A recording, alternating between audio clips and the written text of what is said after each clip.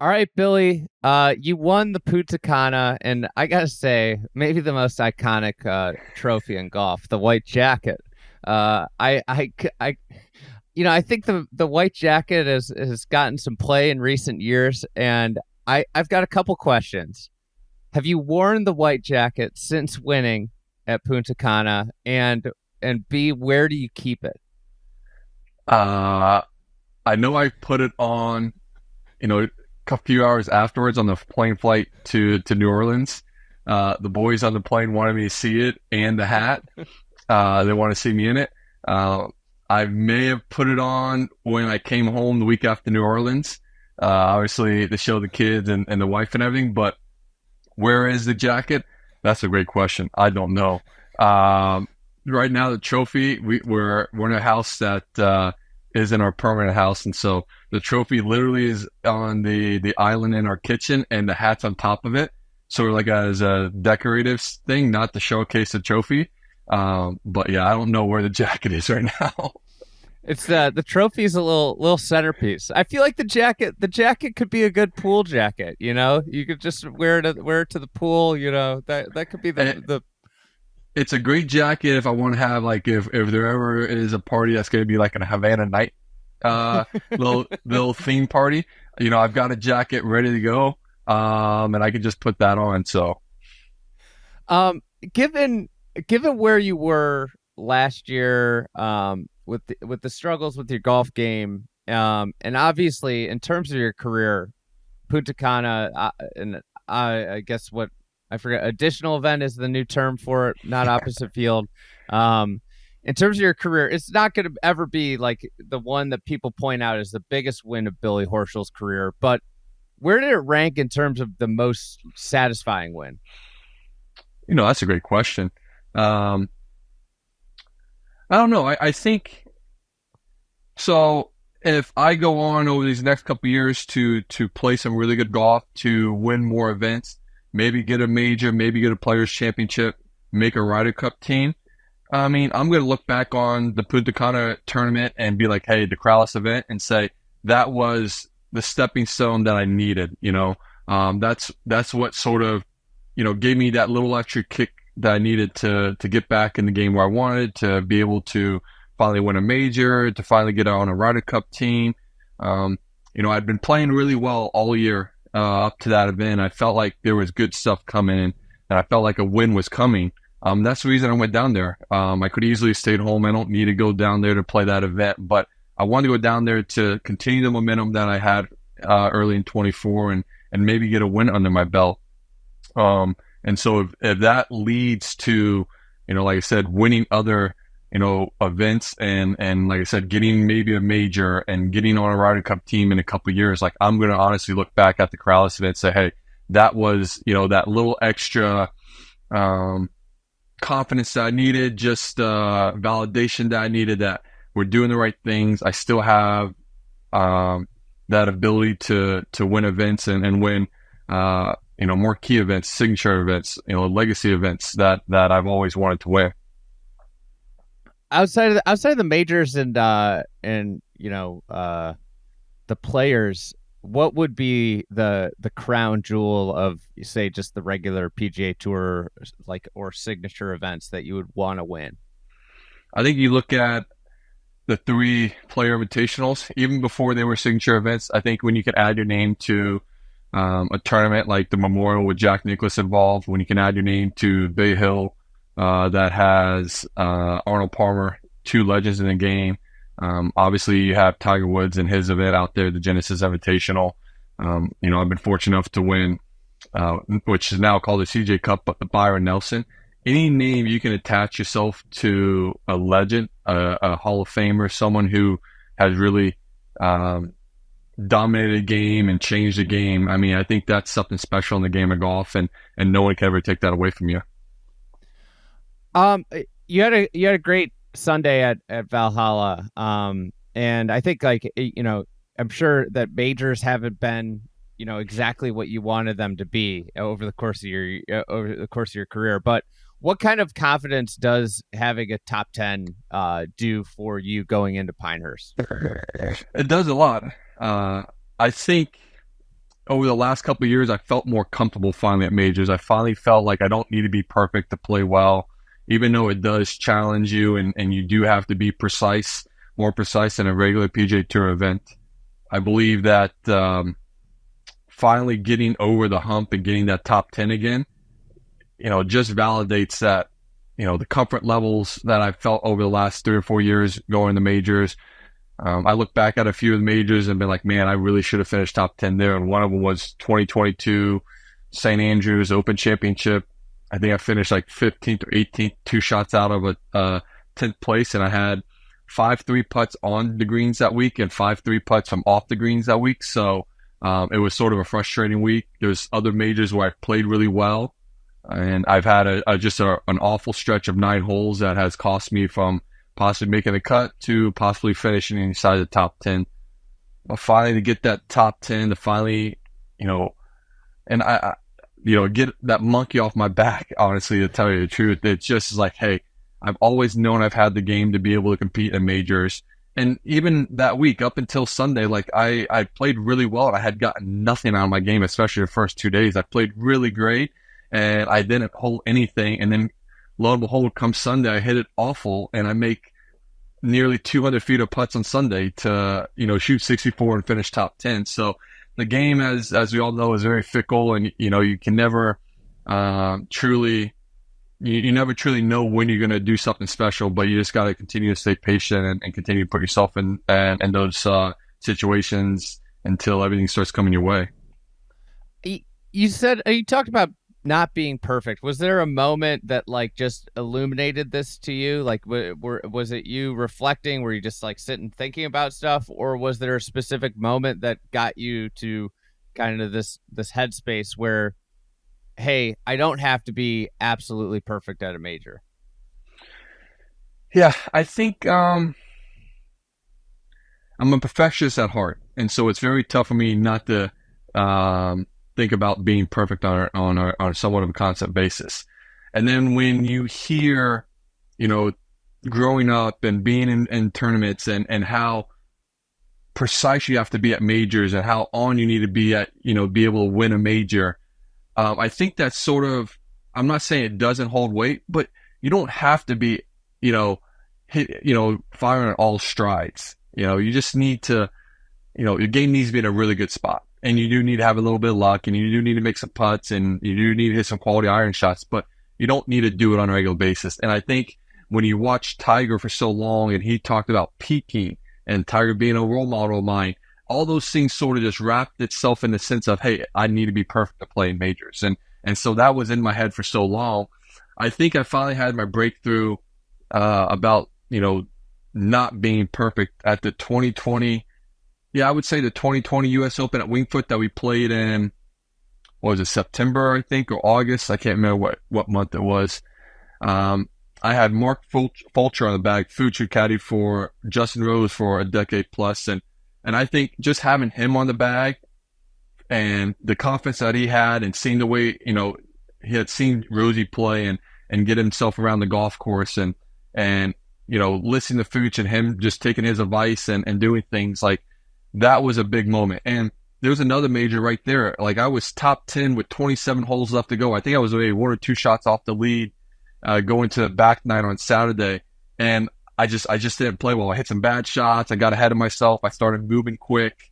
And then I think on Sunday I didn't play a good Sunday. But that was another major that I was right there playing really good golf, 27 holes away from, finishing off a really good major, having another, possibly get another top 10, and I just didn't do it.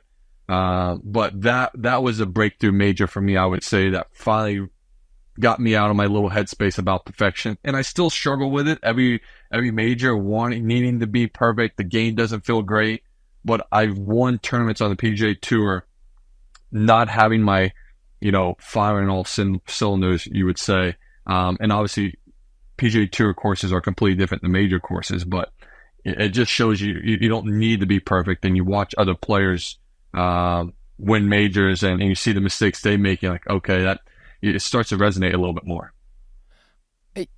You talked about moving a little faster, getting a little quick in that wing foot thing. I think a thing that every golfer can relate with, that at any skill level, is the idea of how you feel one day to the next. And you guys play, obviously, you're playing 4 days in a row. One day everything can just lock in, feel terrific, and you have a great day. The next day can feel different. How do you go about trying to get that same feel day after day on the PGA Tour or in a major or whatever it may be? How are there little like things over the years that you've picked up that help you do that better? I think for me, if I'm trying to chase the same feel every day, uh, it's just sort of a detriment a little bit. Yes, I'm trying to, find the same swing feel, the same setup feel, whatever it may be, but I realize it's going to be different every day.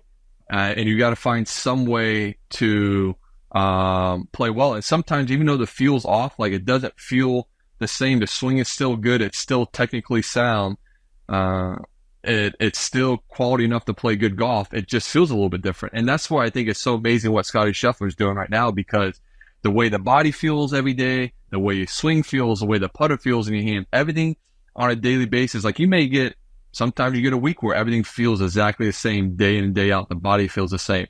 And other weeks you have every day feels a little bit different. But you still have to figure out a way to play good golf. You still have to figure out a way that allows you to play well. And I think that's why it's so impressive what Scottie's done. The level he's played at, the quality of ball striking he has on a daily basis. Because I know personally, and maybe I'm different, but man, the way I put my hands on feel different every day. The way that sometimes my setup feels, the swing feels, and it's just the way the body is. Like we want it to feel exactly the same every day, but some of the feels are going to be different. But really, the technical side and the way the swing feels is still good. You just have to adjust to that feel that day.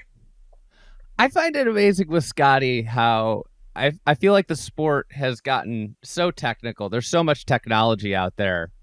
And then you watch Scottie warm up, and it's like this old, plastic molded grip that every kid had when they were like a junior. Mm-hmm. And it's like, so he keeps it so simple that I wonder if there's a beauty in just how simplistic. Like it seems like all of his work, and I think he talked about this in his Masters press conference. All of his work, the first 30 minutes of his warm-up, are seemingly around the very core fundamental basics of, this is how I grip the club, this is how I set up to the ball, this is how I take the club away. And it's almost like he's gotten it so stripped down that only so many things can go wrong from the position he's getting in the first 30 minutes of his warm-up. I think you're right. And I mean, he's focusing on the basics. And maybe that's why he's able to, play and strike it as well on a regular basis, is because of his foundation and how strong it is. And maybe, he does a better job than I on that. And that's why his feels are probably more consistent on a day-to-day basis than mine. And not that I'm trying to change anything, but, I've tried to, as my teacher's always said, Todd Anderson, he's always said that 85% of the time, if something's off, if my swing feels off, it falls back into, my setup, how I'm set up to it, posture, grip, ball position, stuff like that is more likely the issue with me. And so I've tried to be a little bit more diligent over, I go through bits and spells, but the more diligent I am about just the basics, the fundamental basics of the golf swing, I think the more often that I feel, at least the feelings that I would have on a day-to-day basis are more similar and the same. Has there been any discussion with you guys out on tour about pooling together some funds and getting Detective Gillis out at more majors? I'm not sure if we can get that detective, but I think there's options of paying off some other detectives over the next few majors. We're going to find one in Pinehurst. I probably have some connections over in UK. I can find some UK police, Scottish police. No, I mean, that situation was just hilarious. And thankfully it got solved and the right outcome came. And listen, it was a misunderstanding. Scottie wasn't trying to, drag a cop or run him over or anything. He thought he heard something. And so, yeah, it's funny when you sit back here. Thankfully, it's all solved and everything. We can all sit back and laugh about now a little bit. But it's at the time, I mean, Scottie was a little shooken up by it, and we've all seen the video. So, I mean, the story is. I think like we're gonna sit back a few years from now and be like, I can't believe that happened. And like one of the reasons, one of the markers of that I found is I'm dropping my daughter off at preschool, and preschool moms who don't have know anything about golf are asking me what happened at the golf tournament. And to me, that's like a transcendent moment when preschool moms are asking you what's going on with Scottie Scheffler in this police incident. And I think anybody that's been at one of those tournaments, it's like it's a chaotic. Getting into a golf tournament is chaotic, and everybody that's ever been there understands exactly what he did, and it just So it's good it's over. As you said, I mean, getting into any sporting event and a golf event is chaotic, and then you add in the unfortunate situation of what happened earlier that morning with someone, a pedestrian, a volunteer losing their life. It just it exploded the situation with the weather and the rain and everything. And so yeah, I mean, it was so unfortunate. Yeah, very unfortunate morning. Billy, you're known for, at least I think most people are aware, being data driven, strong course management skills. I'd be curious, how has leveraging data kind of changed the way you think about the professional game, and how has that evolved over your career? Like, what are some things you wish you knew year one on tour? Because obviously you're making good use of it now. And man, I would say I have to think about year one as I'm answering the other side. For me, the data has been huge. I've been working with my stats guy for over 10 years now, Marcor, and he's been, very crucial to my team, very influential. I've evolved over the 10 years with him into the sense that everything he gave me early on, I listened to a T. And then in the middle stretch, I started questioning a lot about, his data. And then now we have a great little back and forth with his data, and he's evolved with his data and the way you play courses and certain misses and everything. And, where you miss in certain spots may not be good for most people, but based off, your short game or certain other skills, it actually isn't that much of a detriment to you. So I think the thing that, I wish, going back to my year one on tour is, I look back as I wish I would have seen, and obviously the game was already going there, but how massive of a distance, hitting the ball is such an advantage. If you're able to carry it 300, 305, I mean, it really does open up a big advantage over a majority of the field, by having more wedges in, by having more short irons in, being able to take out trouble because course designers and architects and the way courses are set up, if the bunker is flying at 300, 305, opens up the fairway and takes out, those trouble spots on certain courses. So, I mean, over 15, 16 years now on tour, I've learned a lot and evolved with as a player, as any player would. Yeah. Can you maybe give like a high level explanation of how you would break down a course that you haven't seen and maybe there's not any data on? Don't want to lead the witness here, but like thinking about the value of finding a good angle versus avoiding hazards and how you look at a golf hole for the first time. Can you maybe give a high level explanation there? Yeah. So, we don't really play a lot of courses that are new on PGA Tour. And when, even if we played a course that we haven't played a lot of times we've had data on it. I'll go back to Cherry Hills 2014, first time we played there. We had a game plan going in there looking at, and all the players do the same thing, but we're looking at, the length of the hole, where to miss it, on what side of the fairway based off the slope of the fairway, based off the slope of the green, pin locations, whether it's in the bunker or the rough, hitting chips, seeing, if you're short side yourself, or you chipping to that pin location, is it going to be sort of the ball landing on a downhill slope running away from the pin, or is it going to be landing on maybe something of an upslope where you can slow that chip down a little bit? All these little variables go in. And so we had a great game plan going in Thursday.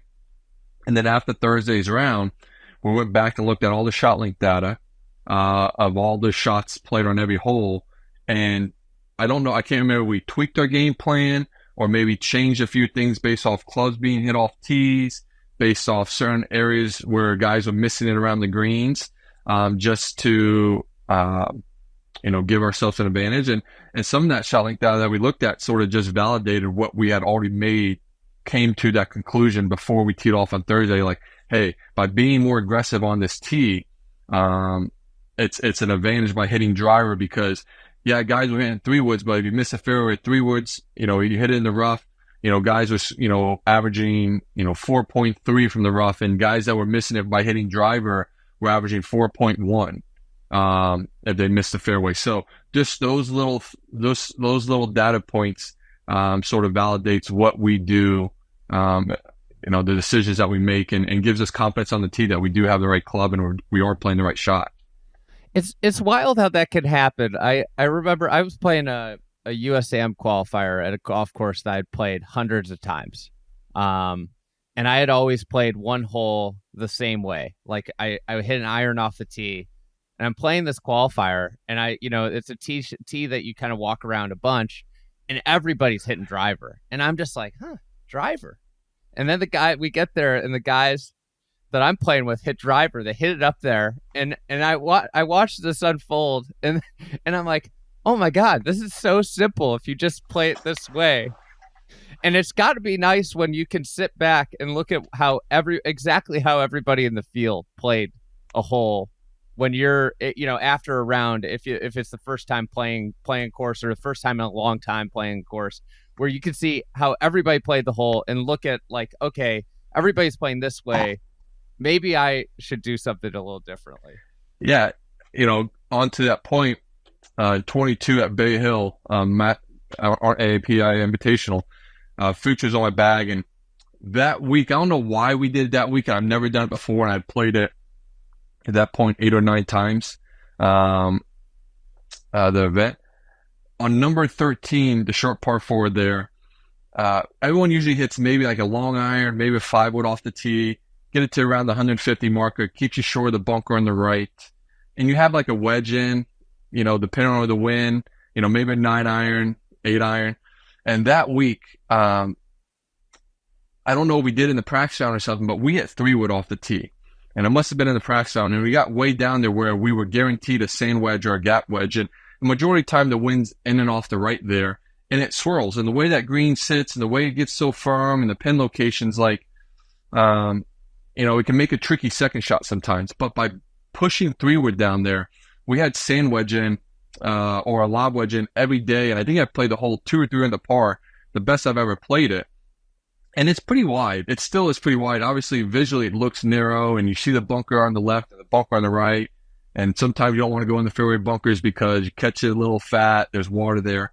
But we played that hole aggressively, and it paid off. And I'm curious to see if, in the years to come, if that hole, if guys start being more aggressive off the tee and pushing it down there, very similar to like the 4th hole here at TPC Sawgrass, where Brandel Chambly's done an unbelievable little analysis of that and talked about how over the years, guys usually hit 3-wood off that hole, and the hole played to, 4.2 scoring average, and now guys hitting driver, it's playing under par, I think, when you hit driver. So, I wonder if, when guys are having more, performance coaches, stats coaches, whatever you want to say, course management coaches, they're looking at all this data, and I think they're all going to start looking at, where the scores are coming from, and it changes the way the hole has been played for so many years.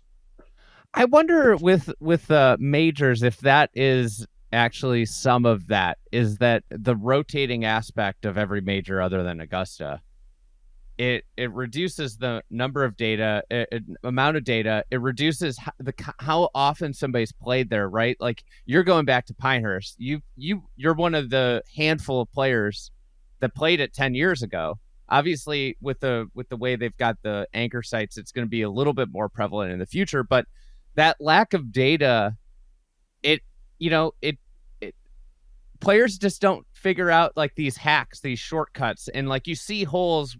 Like, one guy does something, and it's kind of like innovation in any other industry where somebody figures something out, a company figures something out, and it's like off to the races. Like, how many Uber for X are there? But like, one player figures something out, and then it becomes, almost the gospel on tour. Everybody does it that way. Do you think that majors, the lack of data is part of what makes the courses more challenging? I do agree. I think not having that familiarity of the course, obviously putting, where to put the ball on the greens, and just putting aspect of it alone, how fast the putt is. Sometimes your putt looks very fast and it's not. And sometimes it looks very slow and it's actually fast. I mean, it's very similar to Colonial last week with the new greens. Like, you have to relearn the greens again because there are different slopes and different shapes and everything. So that was a new aspect last week at Colonial Country Club. So the more we play a course, obviously, just by playing, even out without the data aspect, we learn by what we did personally on those holes when we played, and by watching our other playing partners. And then now having the data aspect, you can go back and look at things and see how the majority of the field played it. And so for the longest time, the majors have had this data and they haven't released it like we get on ShotLink on the regular time on the PGA Tour. But now they've allowed us access, and my guy Horschel, he's finagled his way over the years to get some of these data, ShotLink data stuff that other people haven't. But now it's becoming more available to everybody else. So it's still a challenge because we just don't have a lot of data. We don't have a lot of history on it. Like you said, we're not playing it on a yearly basis. The conditions aren't always the same. When you play it 5-6 years in a row, you see it in pretty much every type of conditions over a 5-year period.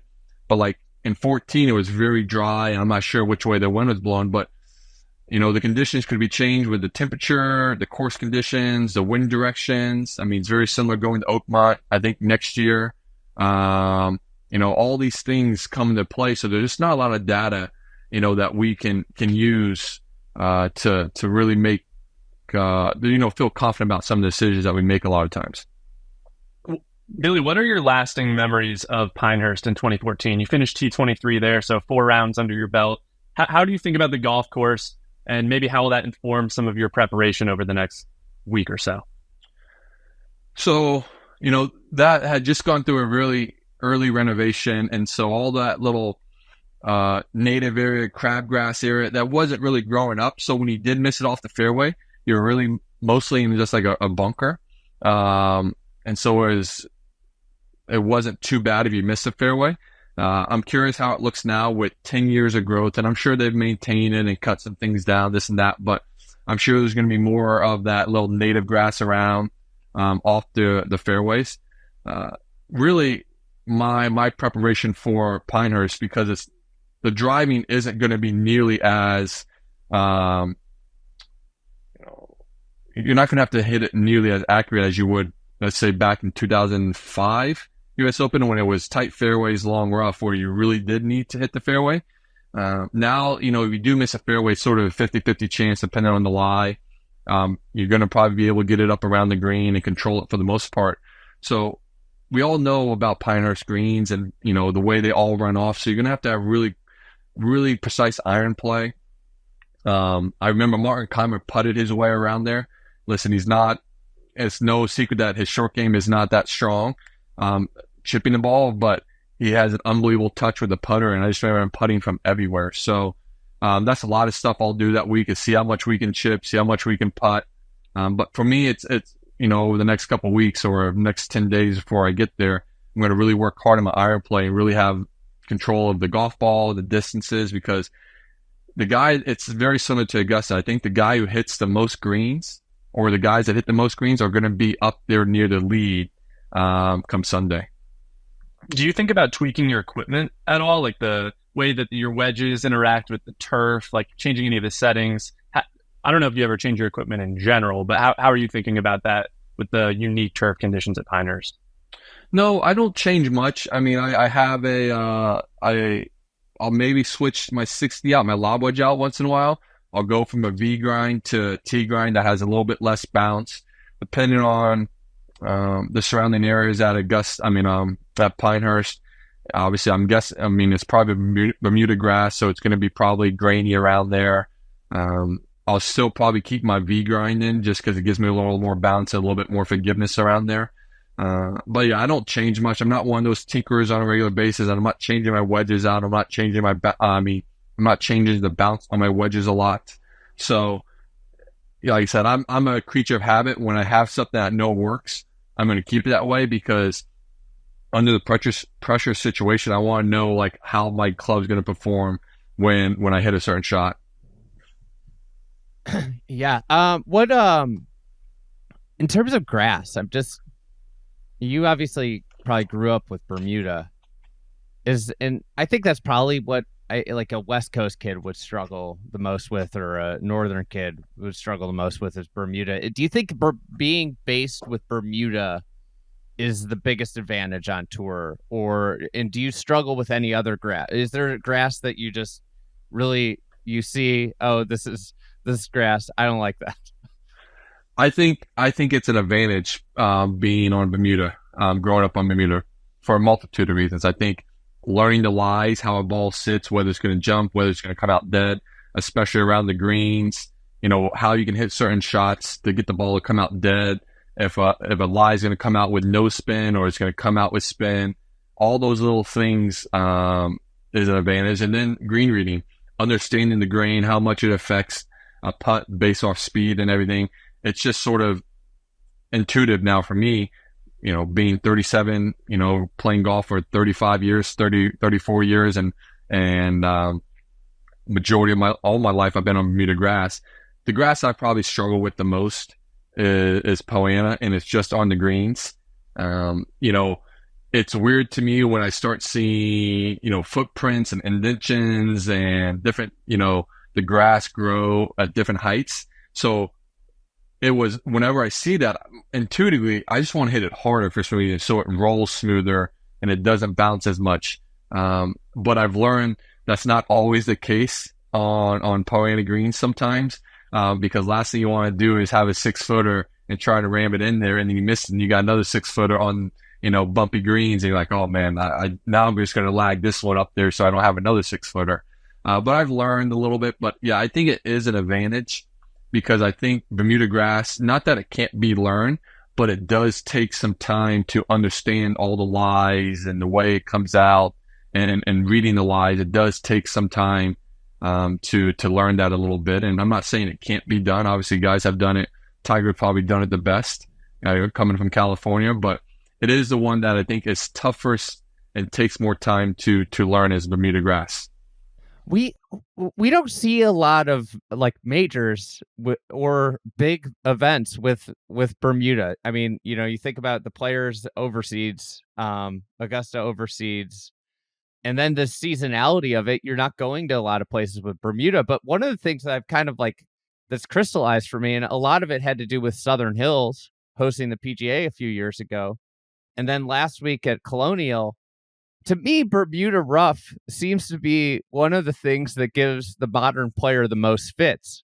It's really like you just, as you said, it takes a long time to learn it. And I think when the ball gets in the rough, that might be the most unpredictable situation that you guys are faced with and at any regularity on the PGA Tour. Would you agree with that? Yeah, I agree. It's so tough because the lies are, you can throw 10 balls in the rough and it's going to get 10 different lies. If you throw 10 balls in rough at, let's say Valhalla or ryegrass or stuff out on the West Coast, like, you're going to get a couple different lies, but you're going to be able to judge them a lot easier. The Bermuda grass is really tough to judge based off each lie. Listen, when you hit a ball in a rough, it's so tough to judge no matter what. But, when we go to courses that have Bermuda rough, it is crucial to find the fairways. It really is. I mean, there's no doubt about it. I mean, look at Sedgefield. Sedgefield Country Club. I mean, yes, we do shoot 20 under because it's so short. But if you look at one of those things that's so important that week to play well is driving accuracy. If you hit it in the fairway, you have so many wedges and so many short irons. If you hit it in the rough, majority of times you're probably missing the cut. The guys up near the lead, or the guys that are hitting it in the fairway, have the highest percentage of fairways hit that week. it's so tough to judge, and that's why Colonial was such a great challenge because of the rough they have. I would love to see us play more Bermuda grass because I think it does a multitude of things. It challenges the modern day golfer out of the rough, but it also requires us to be more accurate and hit it into the fairway because of the nature of the unnature lies of that we get and everything. So, I know there was talk of possibly maybe making the PGA Championship going down the concession, I think in the early 2030, 31, 32, somewhere around there. I'm hoping that still is concession golf club is still a opportunity or still is in the running, because I think that's a great course down there in Sarasota. We played the high variance there. Yeah. Lots trouble everywhere. It is, and we played the WC event down there, the workday event. And listen, we I think Colin won at 17. I finished second, I think, with a couple other guys at 15 or something. But it's a challenging course, and we didn't have a lot of wind that week. But there's a place that doesn't have a lot of rough, and the way the greens are with Bermuda grass, everything, it's a challenge. So I do agree. I think what you said, I think the courses that really do challenge us the most, that I think worry us a little bit, is when we do have Bermuda grass rough off the fairways. I feel like one of the things the Sedgefield thing, I never had really thought about the Bermuda there, but it makes sense. Like, that's an event that I do feel like you really you get rewarded for great play. Like, people separate. Are there, but then everybody would say, hey, it's not really much of a test because of the scores. On tour, are there courses that you think are very challenging, like in terms of like stimulating your thought, like where you're nervous around shots but scores are super low? Like, what are examples of those courses where the scoring on the week might be really low, but you feel like you really have to hit shots to get there? I don't think we play a lot of courses like that, to tell you the truth. I think Sedgefield's one of them. I can think of courses that give you that feeling, but the scores aren't low. We can go to Torrey Pines, we can go to PGA National, we can go to Bay Hill. I'm sure there's some other courses that I'm forgetting about in that rotation, but yeah, there's not a lot of that. Where even though it's 7,100 yards or something, I mean, you still, that if you don't hit the fairway, you're still going to have a challenging shot to try and hit the green and put in the right spot. And with the undulations in the greens and everything, it's still a challenge. Billy, something you've talked about before, I know you mentioned this on the No Laying Up pod maybe a year and a half ago. You've been pretty outspoken about the driver head and how it's gotten maybe a little more forgiving over the course of your career. Can you just talk about, from your perspective, does it take less skill to hit the driver straight than it did at the beginning of your career? Because you talked about some of the aggression and the benefits of being aggressive off the tees. I think part of that is because people realize the value of distance, but it's also gotten a little bit easier to swing with driver and be aggressive. Does it take less skill now? Yeah, I do. I think it takes, at the professional level, I think it takes less skill to hit the ball straight than it has at any other point in the history of the game of golf. Listen, we've all reaped the benefits of technology, from the recreational golfer to the highest of professional golfers. But I still believe that, and I've argued this for a decade, when they started saying the golf ball goes too far, I'm like, it's not really necessarily the golf ball, guys. I said, let's throw in TrackMan, probably number one reason, being able to optimize stuff. Let's throw in the golfer. Guys are more athletic now, bigger, stronger, faster. Let's throw in the equipment, lighter shafts, bigger club head, bigger center sweet spots. Guys have made a career on the PGA Tour because of technology that, 20 years ago, they probably wouldn't have a career on the PGA Tour. And I believe that if we brought the driver head back, and my thing is, I don't want to take distance away necessarily. I want to bring back in, when you mishit it off the center of the face, it goes more offline.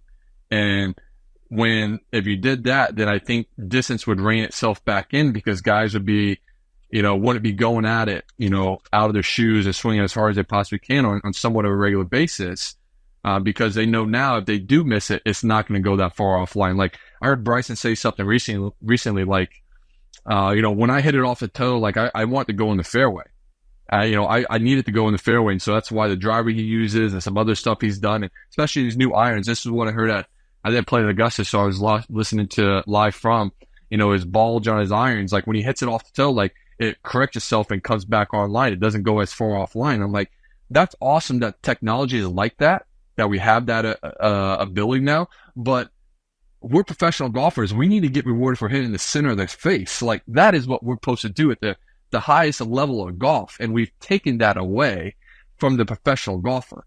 And we still do amazing things with the golf ball that the recreational golfer can't. But man, how more impressive would it be if the center of the sweet spot on irons and club head or the driver in the fairway woods went back down to what we had maybe 20 years ago in the early 2000s? Like that would be impressive, because guys would want to make sure they hit the center of the face, and that would slow their slow their club speed down. Like I just saw a clip on social media this morning of Bryson playing on YouTube with, an old set of clubs. Yeah, hickories. Yeah. And you saw how fast he swung. He didn't swing anywhere near as fast. I don't know where the shot went, but the club head's so small. I guarantee you, he's not swinging 130 plus miles per hour.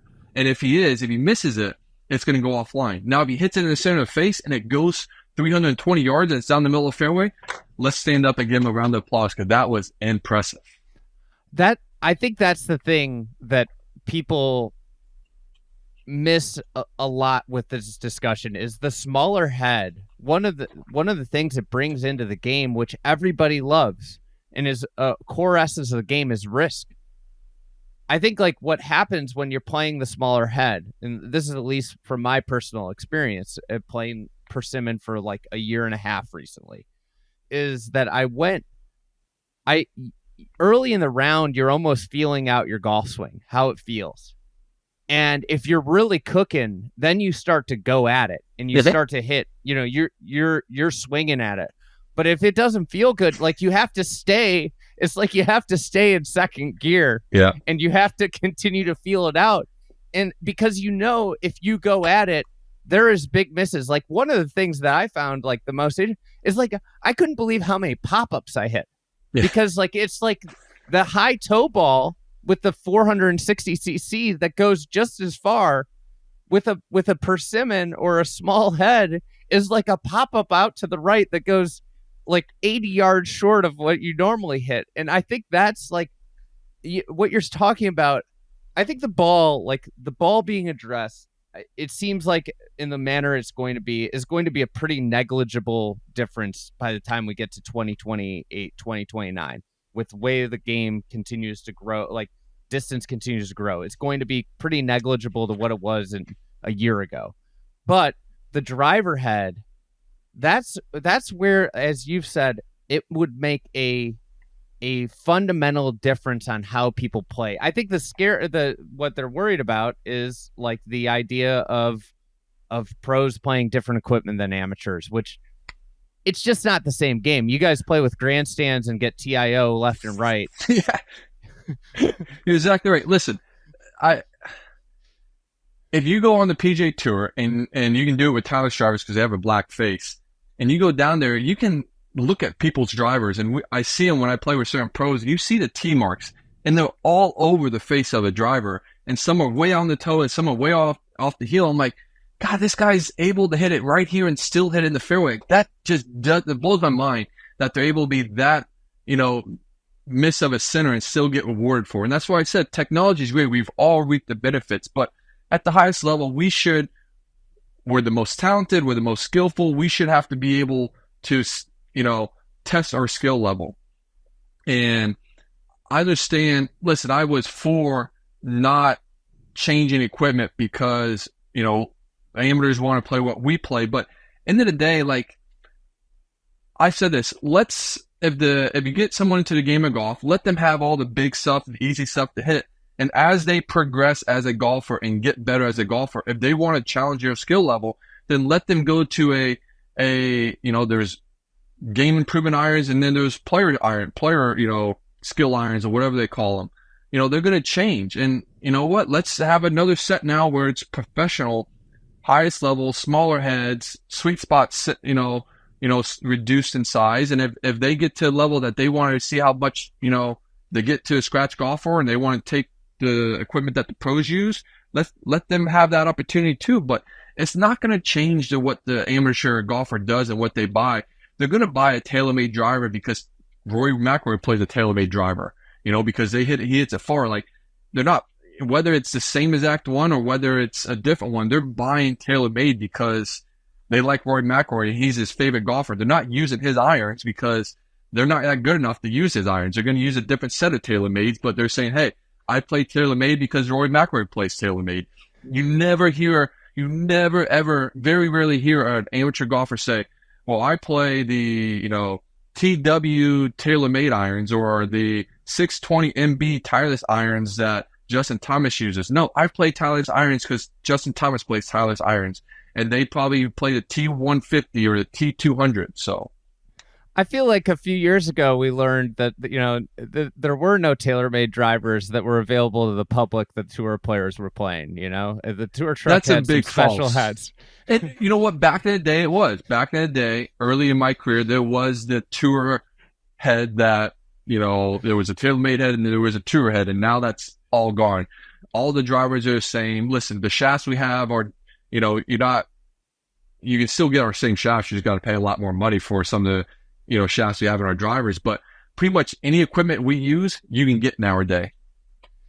I'm curious. Obviously, there's a lot of stuff going on politically on the PGA Tour. You were a former PAC member, and where do you sit with the PGA Tour? And I guess some people, as somebody who covers the game, it feels a little bit like a soap opera. Where it's at with the negotiations with the Saudi PIF and the idea of these two tours, LIV and the PGA Tour. What would be your ideal resolution from where you guys are at today? Listen, I see a lot of different roads, and I've seen it from the very beginning. And you can go back and I challenge people when they challenge me / attack me on certain things I've said. And I've been pretty consistent on it all along. And I've said it at 22 at the Scottish Open. I'm okay with two competitive tours. I think, it makes both tours have to be better, and they have to do something to be the winner, be the leader in that arena. And I've always said, I think the PGA Tour will always be the leader, will always be the best place to play the game of golf. Now, when it comes to the players that left, like, as I've said, it didn't bother me. They made a financial decision that they thought was best for the family, and I'm happy. Now, do I wish some of those guys didn't leave? Sure, but they made a decision, and I've never, said anything bad about them. I've only sort of called them out on some of their comments that they said that were sort of hypocritical and were lies. But at this point in time, I believe for the best thing for the game of golf, for the best thing for fans, I think we should do a deal with PIF. I think, listen, they're involved in a lot of sports in the game. Different other sports are involved in businesses. They're going to be around in this world for a long, long time because they've got hundreds of trillions of dollars and it's not going away anytime soon. And if they want to really come into the game of golf and help the game of golf grow, then I think we need to sit with them and see if we can come to a resolution that works for both sides. I would hope that we do a deal with the game of golf. I mean, with PIF, that's for the game of golf. I believe, whether LIV stays around or not, I don't know. I do believe they've shown there's a team aspect that can be successful. I think when when it's more about the team and their tournaments and their championships, I think it's their best product. But an individual 54-hole thing, that's not golf. I'm not saying it's not golf, but it's not the future of the game of golf, as I've said for so long. 72 holes has always been the indicator where it stands, a standard. It will always be the standard. And I believe that, and all this stuff that's going on, I truly believe the fans are just tired of all this bickering. I'm tired of it all. Trust me. I've put myself in the middle of it a little bit, and I'm still tired of it. I want a resolution. I think the fans are tired of us talking about money, and I've said it for many years. To the tour, especially around the FedEx Tour Championship, let us stop talking. Tell the announcer to stop talking about how much a FedEx winner gets. Like, no one wants to hear that the FedEx winner is getting 10, 15, 18, $20 million. Like, they're making peanuts compared to what we're going to win this week. And all they want to see is an unbelievable competition between players. They don't care about the money aspect of it. And for us to continue to bring up the money, it just turns viewers off, in my opinion. Billy, in thinking about the negotiations and what a resolution could look like, I'm curious from your perspective and maybe some of the tour guys you talk to, how much of a sticking point is LIV golfers potentially playing in PGA Tour events, and what kind of penalty should be associated with their quote-unquote defection? Does that actually seem to be a big sticking point among players, or is that more of a narrative that's a huge sticking point for you guys? I would have said probably a year ago that was maybe a little sticking point when it first got announced and everything. I think that some players put up a fight, and some still putting up a little bit of a fight. But I think one of the sticking points we have now, and like I said, I'm not in the inner workings at all on the negotiations, but just what I've thought the game of golf, where it should lead to, 5-7 years ago, I believe the game of golf was going to create a world tour at some point in time. I've had many discussions, like I said, for about 5 to 7 years on that. I think that's what maybe one of the sticking points are. I think some of the guys in the negotiations, some players on tour, whether they're in the negotiations or not in the negotiations, maybe don't want to travel. Let's just say this: the PGA Tour player has become less global than ever before in sense of traveling around the world. And I remember my college coach telling me, Buddy Alexander said, if you truly want to be a global superstar and be considered one of the best in the game, you have to travel around the world. You have to play in different countries, on different courses and different, cultures, and be successful to be considered a global star, be considered a global golfer. And so I believe that is where the game of golf should go. But like I said, the PGA Tour has been so successful in the domestic side and really successful in the commercial aspect of it on the PGA Tour that guys don't have to travel as they used to, decades ago. And I think that's been a little bit of a detriment to the PGA Tour and to the golfer itself. I know just a little bit I've traveled over the last, handful of years. I've enjoyed it. It's something I've always wanted to do. I look back and I wish I would have done it sooner in my career and made a better concerted effort. But giving that, going to those places and giving back to the fan and letting them see you, touch you, talk to you, like that's a big thing. Like how that, enhances your brand and then enhances the PGA Tour brand when you come back, because now they're going to follow you even closer.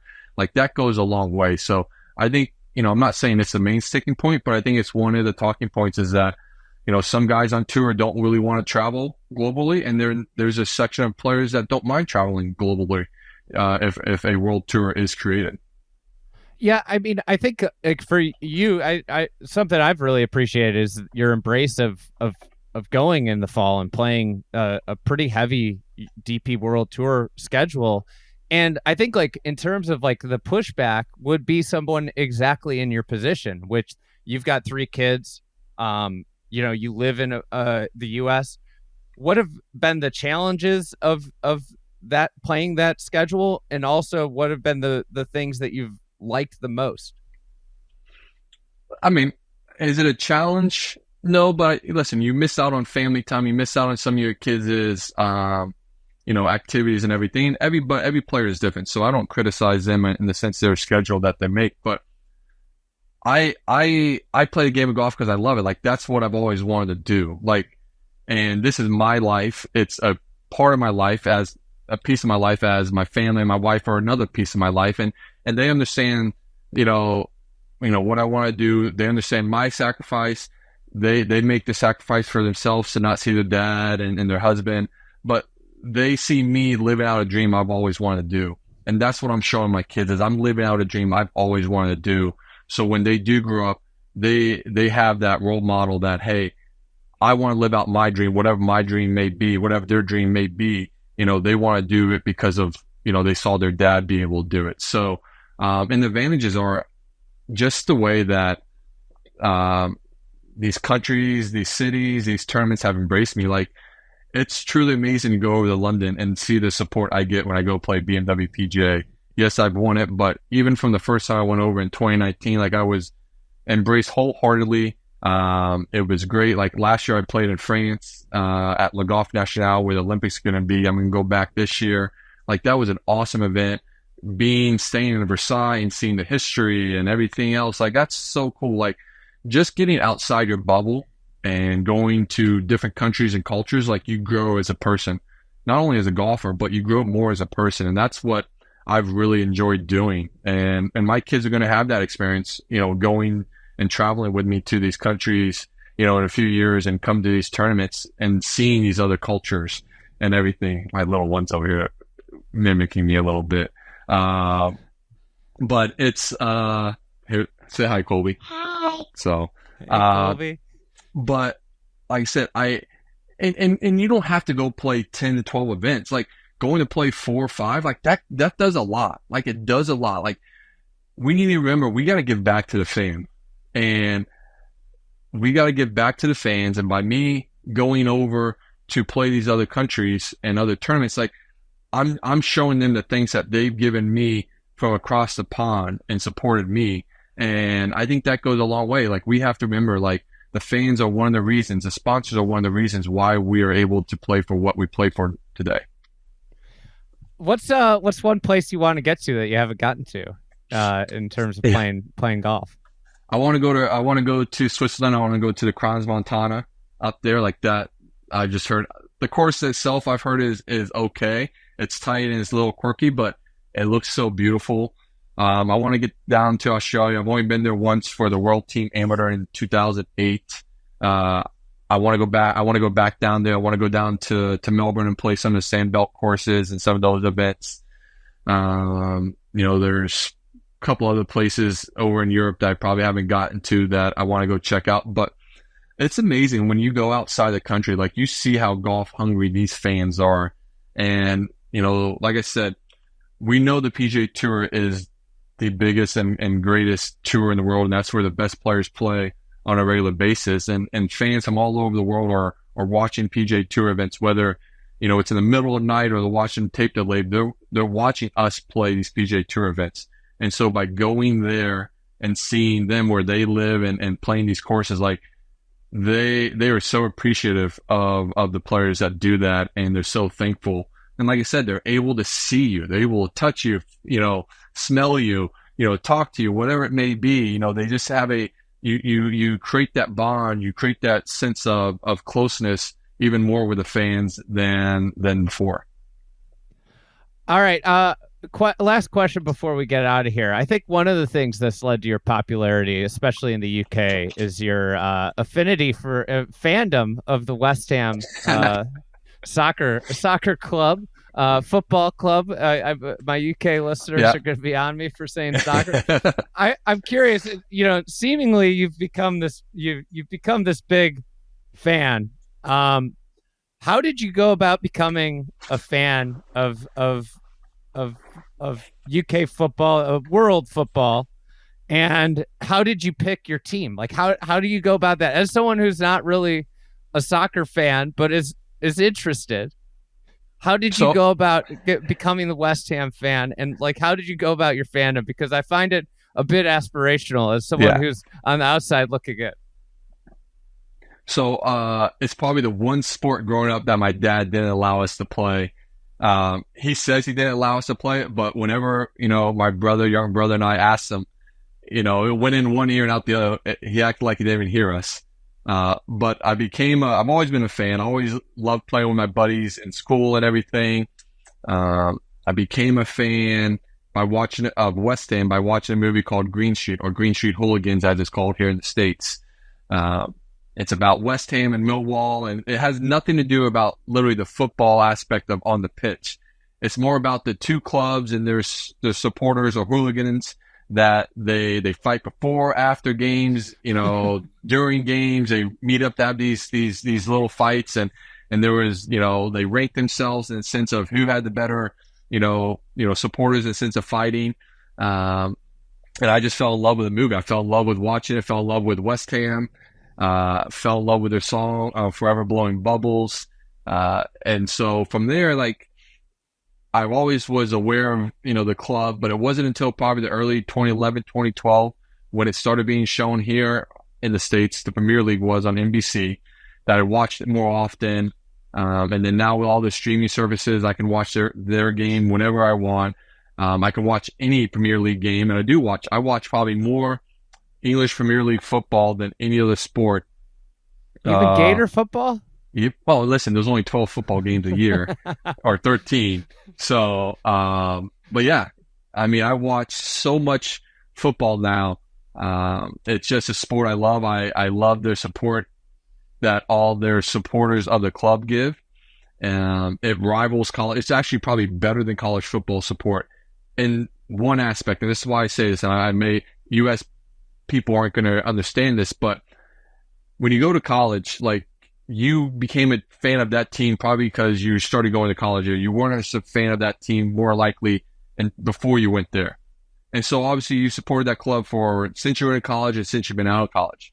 Well, in English football and a lot of these football clubs around the world, these fans were born into supporting this club because their father, grandfather have been following. So it's in their blood. They live and die by this stuff. I mean, they are willing to go to battle, unlike any other support club that I've ever seen.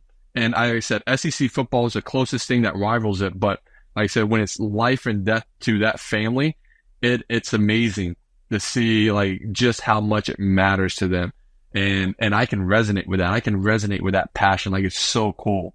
And so West Ham has been unbelievable. When I did, people knew for a few years that I was a West Ham supporter, but it wasn't really solidified until I had the West Ham bag out at the 2021 Open Championship, and then it absolutely blew up. Like, one of the club owners, Trip Smith, and then Mark Noble, when I told them what I was doing, they're like, man, when people see this, like, West Ham will take you under their wing. You will be one of their own. And I am one of their own now. Like, it is amazing. Wherever I go, I always hear, come on, you Irons, or up the Hammers. When I go over to the UK, like, I am one of their own. Like, I've been one, like, it's like I'm family to them. And that's the coolest thing. And I'm so appreciative of it. So, I love it. It's been one of the coolest things to be a part of. And, yeah, I'm so appreciative of the support that they've given me. Not only West Ham fans, but Premier League fans, the clubs of other teams, because